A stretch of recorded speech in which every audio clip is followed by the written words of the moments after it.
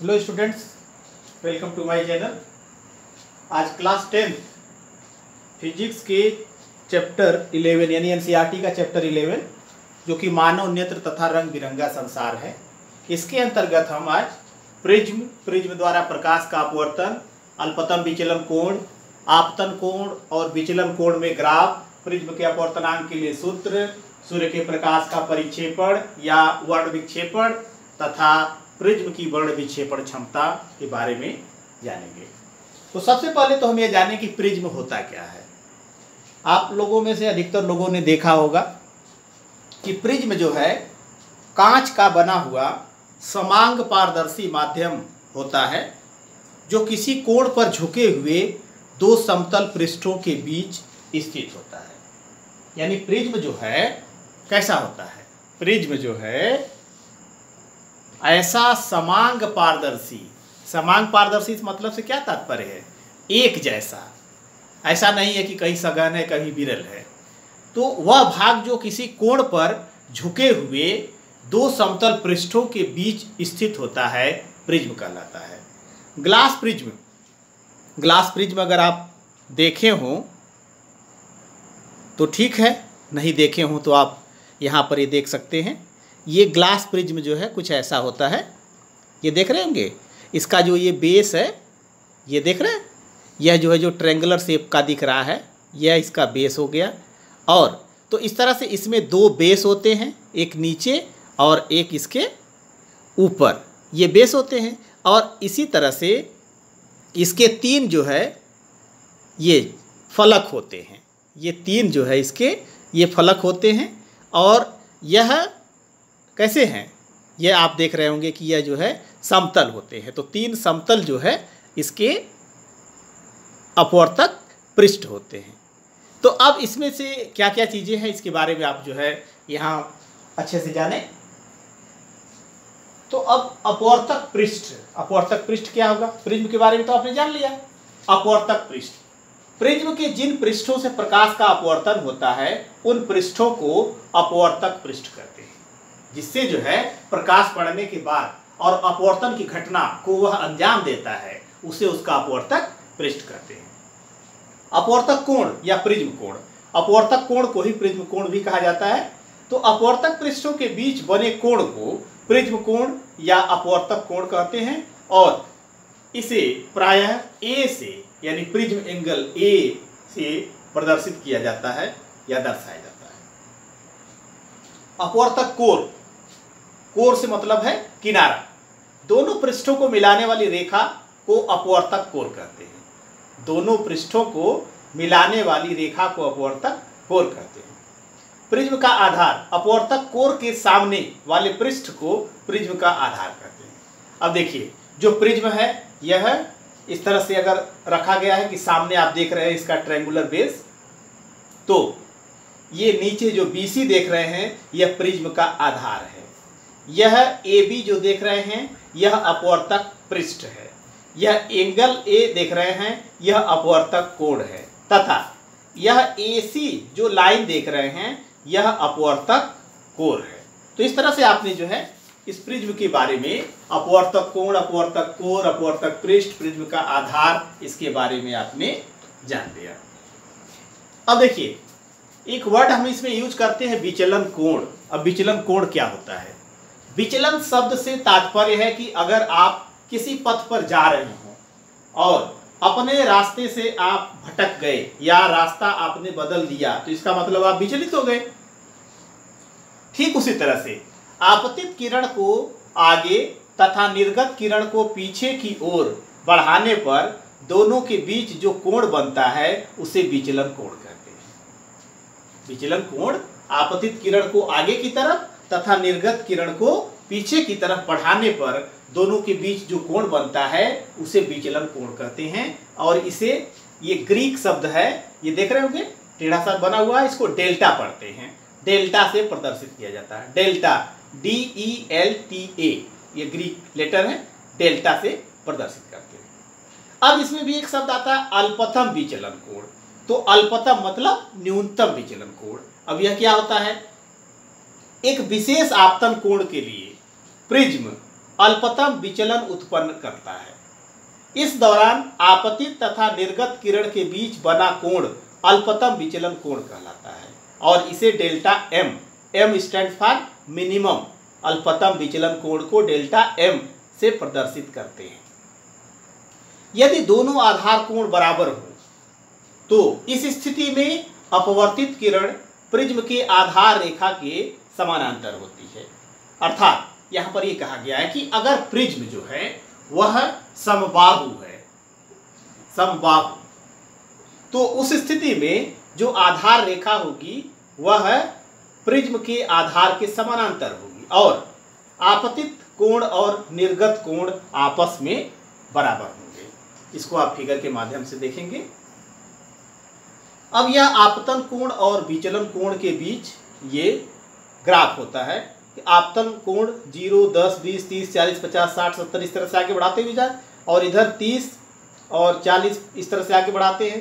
तो हम ये देखते हैं कि जो ग्राफ इसका खींचा जाता है, आपतन कोण को जैसे बढ़ाते जाते हैं तो विचलन कोण का मान, ये जो विचलन कोण है, विचलन कोण का मान धीरे धीरे घटता है और एक न्यूनतम स्थिति आने के बाद फिर जब आपतन कोण का मान बढ़ाते हैं तो यह धीरे धीरे बढ़ने लगता है।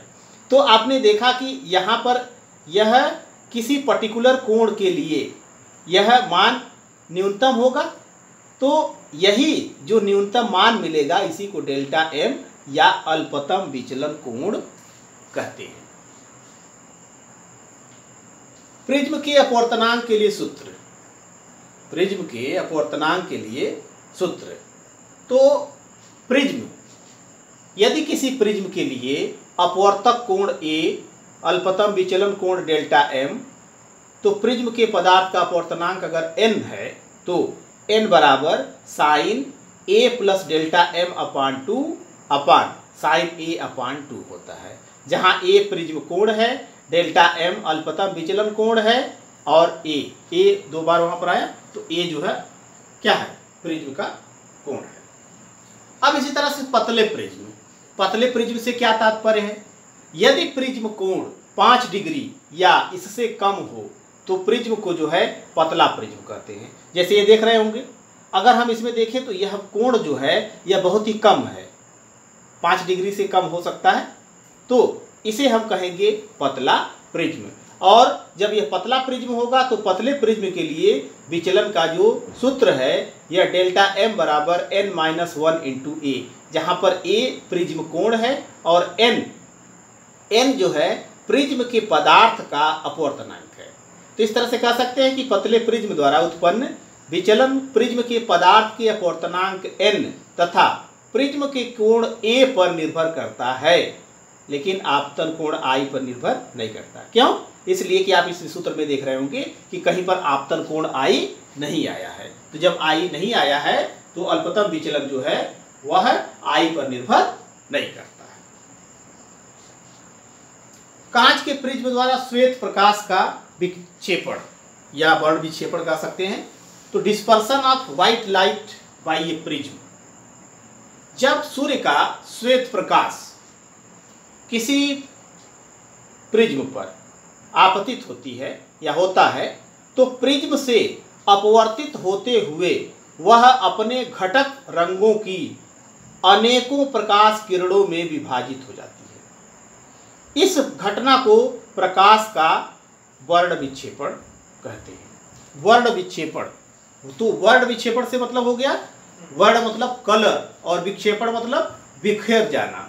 तो इस तरह से वर्ण विक्षेपण का मतलब है कि जो श्वेत प्रकाश है जिन जिन प्रकाश के रंगों से मिलकर बना हुआ है वह उन अवयवी रंगों में विभक्त हो जाता है, बट जाता है। क्यों होता है ऐसा? तो कारण जानिए। किसी पदार्थिक माध्यम में विभिन्न रंगों के प्रकाश की चाल भिन्न भिन्न होती है, क्योंकि आपने फार्मूला पढ़ा है n बराबर c/v। c प्रकाश का वेग निर्वात में और v प्रकाश की चाल माध्यम में। तो सभी माध्यम का अपवर्तनांक अलग अलग होगा, तो इस तरह से उसकी चाल भी उसमें अलग अलग होगी। अतः भिन्न भिन्न रंगों के प्रकाश के लिए अपवर्तनांक भी भिन्न भिन्न होता है। भिन्न भिन्न अपवर्तनांक मतलब कि जो अलग अलग कलर के प्रकाश की किरणें हैं उनके लिए जो अपवर्तनांक का मान होता है वह अलग अलग होता है। जैसे कांच में बैगनी रंग के प्रकाश की चाल सबसे कम होती है, लाल रंग के लिए सबसे अधिक होती है। तो NV is greater than NR, मतलब कि वायलेट कलर के लिए जो अपवर्तनांक होगा वह लाल कलर के अपवर्तनांक से अधिक होगा। और जब अधिक होगा तो डेल्टा M बराबर n-1 से यह स्पष्ट है कि बैगनी रंग की प्रकाश की किरण सबसे अधिक विचलित होगी और लाल रंग की प्रकाश की किरण सबसे कम। बैगनी रंग की सबसे अधिक होगी और लाल रंग की प्रकाश की किरण जो है ये जो है लाल रंग है। तो लाल रंग के प्रकाश की जो किरण है वह सबसे कम, जबकि अन्य रंगों की जो प्रकाश की किरणें हैं वह इसके यानी कि वायलेट कलर और रेड कलर इन दोनों के बीच में ही विक्षेपित होंगी। अब यहाँ पर आप देखिए कि एक प्रकाश किरण पुंज, यह जो है एक प्रकाश किरण पुंज जो है श्वेत प्रकाश किरण पुंज प्रिज्म के अपवर्तक पृष्ठ पर पड़ रहा है। अब जब यह पड़ेगा तो अगर हम यहाँ पर अगर हम नॉर्मल ड्रा कर देते हैं, चलिए खींच देते हैं, यह जो है ये नॉर्मल हो गया। तो नॉर्मल के साथ यह जो कोण होगा यह आपतन कोण हो गया, इतने कोण पर आपतित हुआ। अब जब यह विरल माध्यम से सघन माध्यम में जाएगा तो प्रकाश की चाल बदल जाएगी और अलग अलग रंगों के लिए प्रकाश की चाल अलग अलग है, तो इसमें अलग अलग चाल से वह चलेगी। जब अलग अलग चाल से चलेगी तो अलग अलग दिशाओं में भी चलने लगती हैं। तो इस तरह से हम ये देखते हैं कि जब यहाँ से यह प्रकाश की किरण चलती है तो यह सीधे न जाकर के और ये देख रहे होंगे कि इसका आधार है इसके समानांतर लगभग होते हुए और यह अपने अवयवी रंगों में जैसे VIBGYOR और ये इस कलर में जो है ये बट जाती है। तो इस तरह से देख रहे हैं कि श्वेत प्रकाश किरण पुंज को प्रिज्म जो है उनके अवयवी रंगों में विभक्त कर देता है। तो प्रिज्म के इस अवयवी रंगों में विभक्त करने की घटना को प्रिज्म का वर्ण विक्षेपण कहते हैं, या वर्ण विक्षेपण को कहीं कहीं पर परिक्षेपण शब्द भी यूज किया जाता है। तो ये होता है। तो इस तरह से ये VIBGYOR ये है violet, indigo, blue, green, yellow, orange और रेड। तो इस तरह से विबग्योर का मतलब हो गया violet, indigo, blue, green, yellow, orange और रेड। और यह जो क्रम होता है यह नीचे से ऊपर की तरफ होता है। अब वायलेट कलर और रेड कलर इसकी जो तरंगदैर्घ्य होती है यह 4000 एंगस्ट्रॉम से लेकर के और 8000 एंगस्ट्रॉम तक होती है, मतलब कि वायलेट से लेकर के और रेड तक।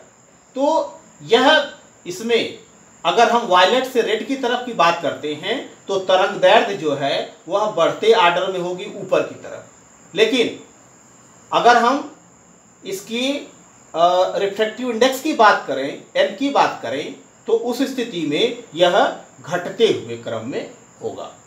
तो ये है श्वेत प्रकाश किरण पुंज का प्रिज्म द्वारा वर्ण विक्षेपण। उम्मीद है समझ में आया होगा आपको।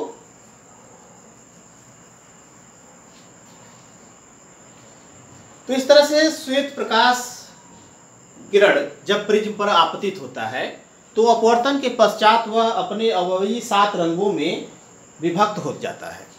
और जब विभक्त होता है तो इसका जो आर्डर होता है कैसा होता है, VIBGYOR, जैसा कि आपने देखा violet, indigo, blue, green, yellow, orange और रेड, जिसमें बैगनी रंग प्रिज्म के आधार की ओर और लाल रंग जो है वह ऊपर की ओर होता है।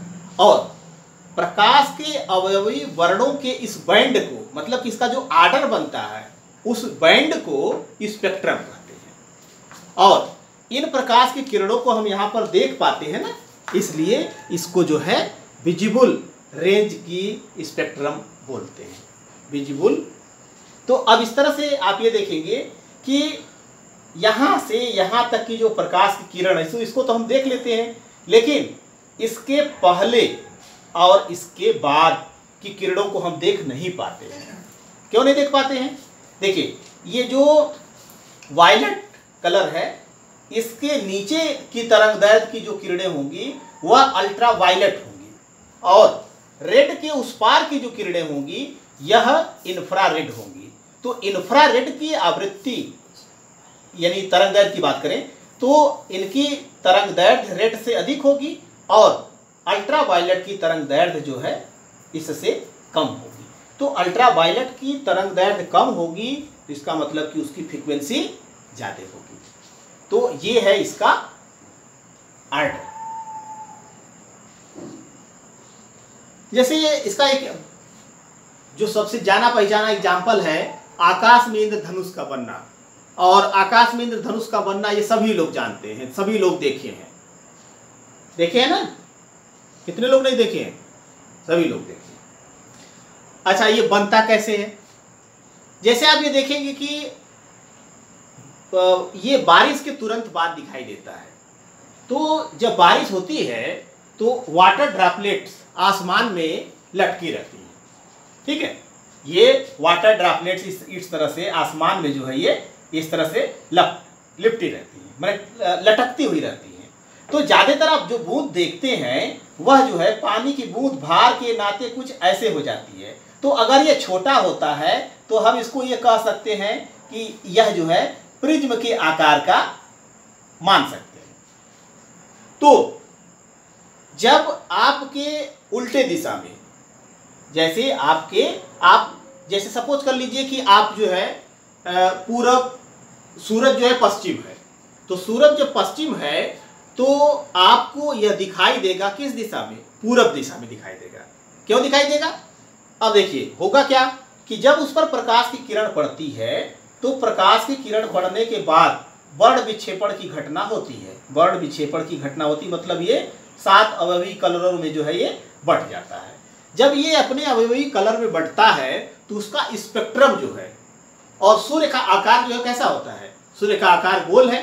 तो जब गोल है तो वहां से जो प्रकाश की किरणें हैं वह जो आती हैं एक आयरे में आती हैं। एक आयरे में आने से मतलब है कि वो प्रकाश की किरण जैसे ये इस तरह से अगर है तो प्रकाश की किरण इस तरह से फैल करके आती हैं।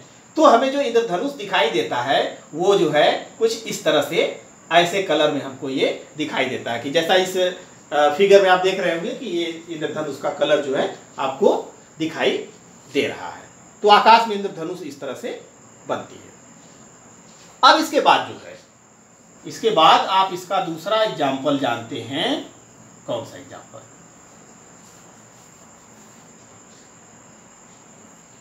अगर श्वेत प्रकाश जब किसी प्रिज्म पर पड़ता है तो वह अपने अवयवी कलर में बट जाता है, बटता है ना? हाँ। अच्छा, तो अगर बट जाता है तो अगर उसको मिलाया जाए तो वह श्वेत प्रकाश में भी हो जाना चाहिए, जिसको कि कहते हैं पुनर्संयोजन या रिकम्बिनेशन ऑफ व्हाइट लाइट। जैसे ये श्वेत प्रकाश है, सूरज का प्रकाश, श्वेत प्रकाश इस प्रिज्म पर पड़ा, यह 7 कलर में विभाजित किया। दूसरे प्रिज्म को इसका बेस ऊपर करके और यहाँ पर आपने रखा। जब यह पड़ता है तो फिर क्या करता है? इसको रिकम्बाइन करता है, और जब रिकम्बाइन करता है तो यह प्रकाश की किरण पर्दे पर जब पहुंचती है तो जो प्रकाश की किरण दिखाई देती है वह प्रकाश की किरण श्वेत प्रकाश की किरण होती है। इसलिए हम इसे कहते हैं श्वेत प्रकाश के स्पेक्ट्रम का पुनर्संयोजन, यानी recombination of white light combination. कोणीय वर्ण विक्षेपण। कोणीय वर्ण विक्षेपण क्या होता है? वर्ण विक्षेपण तो आपने समझ लिया। अब कोणीय वर्ण विक्षेपण में देखिए, किन्हीं दो रंगों की निर्गत प्रकाश की किरणों, किन्हीं दो रंगों की निर्गत प्रकाश की किरणों के बीच बने कोण को उन रंगों के बीच कोणीय वर्ण विक्षेपण कहते हैं। जैसे देखिए, ये नीचे वाले कलर वायलेट कलर है, ऊपर वाला रेड कलर है। तो अगर वायलेट कलर को पीछे की तरफ आप बढ़ा दीजिए, रेड कलर को पीछे की तरफ बढ़ा दीजिए, तो दोनों जाकर के कहीं पर मिलेंगे। जहां पर मिलेंगे तो इसके बीच में कुछ कोण बनेगा। जो कोण बनता है इसी कोण को कोणीय वर्ण विक्षेपण कहते हैं। कोणीय वर्ण विक्षेपण कहते हैं। अब इसका मैथमेटिकल कॉन्सेप्ट ये है कि ये थीटा बराबर जो ये विचलन कोण है delta V minus delta R के बराबर होता है। और अगर इसका मान रख दें तो थीटा बराबर NV माइनस NR इंटू ए। NV यह वायलेट कलर के लिए अपवर्तनांक और यह रेड कलर के लिए। तो वायलेट कलर का जो अपवर्तनांक होता है, बैगनी रंग का अपवर्तनांक, वह अधिक होता है और रेड कलर का जो अपवर्तनांक है रेड कलर के लिए वह कम होता है। और ये जो है प्रिज्म कोण है। तो इस तरह से जो कोणीय वर्ण विक्षेपण के लिए सूत्र बनता है वो थीटा बराबर NV माइनस NR इंटू ए होता है। अब एक शब्द यहाँ पर आपने जो है पीछे फिगर में नहीं देखा था, इसको देख लीजिए। जैसे ये अल्पतम विचलन कोण की बात कर रहे थे ना, तो जब जो है यह आपतित किरण इस पर पड़ती है तो यहाँ पर ये अभिलंब होगा, यहाँ पर ये इसके साथ ये अभिलंब होगा, तो यह आपतन कोण हो गया, आपतन कोण आई हो गया। अब यह अपवर्तित होता है, अपवर्तित होने के बाद फिर ये निर्गत होता है। तो यह प्रकाश की किरण यहाँ से यहाँ तक की जो प्रकाश की किरण है आपतित है, इसके बीच में अपवर्तित है और इसके बाहर निर्गत है। तो यहाँ पर ये कहा गया था कि आपतित किरण को आगे की तरफ बढ़ा दीजिए और निर्गत किरण को पीछे की तरफ बढ़ा दीजिए, तो दोनों के बीच में जो कोण बनता है इस कोण को विचलन कोण कहते हैं। ये उस आगे फिगर में नहीं देखा था आपने, इसलिए यहाँ पर इसको मैंने सोचा बता दूं आपको ताकि आप कंफ्यूज ना हो। अब इसी तरह से किसी प्रकाशिक माध्यम की वर्ण विक्षेपण क्षमता कैपेसिटी, तो वर्ण विक्षेपण क्षमता, वर्ण विक्षेपण क्षमता से क्या तात्पर्य है? वर्ण विक्षेपण क्षमता से तात्पर्य है कि कोई भी प्रिज्म कितना तेजी से उन अवयवी घटक रंगों में उसको बदल सकता है, चेंज कर सकता है। तो किसी प्रकाशिक माध्यम के श्वेत प्रकाश को उसके घटक रंगों में विभाजित करने की जो क्षमता है उस क्षमता को उस माध्यम की वर्ण विक्षेपण क्षमता कहते हैं। किसी प्रकाशिक माध्यम की वर्ण विक्षेपण क्षमता उस माध्यम के बने पतले प्रिज्म द्वारा लाल तथा बैगनी रंगों की प्रकाश किरणों के बीच उत्पन्न कोणीय वर्ण विक्षेपण तथा माध्य प्रकाश दैट इज पीले रंग के लिए उत्पन्न विचलन के अनुपात को कहते हैं। मतलब लाल और बैगनी रंग की जो प्रकाश की किरणें हैं इनके बीच उत्पन्न कोणीय वर्ण विक्षेपण क्षमता यानी कोणीय वर्ण विक्षेपण तथा जो उसका माध्य कलर है, जैसे VI VG YUR करते हैं ना, तो Y येलो कलर जो है उसके बीच में आता है, जिसकी तरंगदैर्घ्य लगभग 5500 एंगस्ट्रॉम के आसपास होती है। तो उसके अनुपात को, तो इसे जो है कोणीय वर्ण विक्षेपण क्षमता बराबर कोणीय वर्ण विक्षेपण बटा पीले वर्ण रंग के प्रकाश के लिए विचलन, तो इसे ओमेगा से दिखाते हैं। ओमेगा शब्द है OMEGA, ग्रीक लेटर ए भी है। तो delta V minus delta R अपान डेल्टा Y वैल्यू रख देते हैं, तो NV माइनस NR इंटू ए अपान NY माइनस 1 इंटू ए से ए कट जाएगा, तो NV माइनस NR अपान NY माइनस 1। तो कोणीय वर्ण विक्षेपण क्षमता ओमेगा के लिए ये वैल्यू हो जाती है NV माइनस NR अपान NY माइनस 1। अब अलग अलग पदार्थों की जो कोणीय वर्ण विक्षेपण क्षमताएं हैं वह अलग अलग होती हैं। जैसे फ्लिंट कांच की वर्ण विक्षेपण क्षमता क्राउन कांच की वर्ण विक्षेपण क्षमता से अधिक होती है। अब आप ये कहेंगे कि फ्लिंट कांच और क्राउन कांच क्या है? तो लेंस दो प्रकार के आपने देखे हैं, उत्तल और अवतल। तो जो उत्तल लेंस होते हैं वह क्राउन कांच के बनते हैं और जो अवतल लेंस होते हैं वह फ्लिंट कांच के बनते हैं। तो इस तरह से फ्लिंट कांच की जो वर्ण विक्षेपण क्षमता है वह क्राउन कांच के वर्ण विक्षेपण क्षमता से अधिक होती है।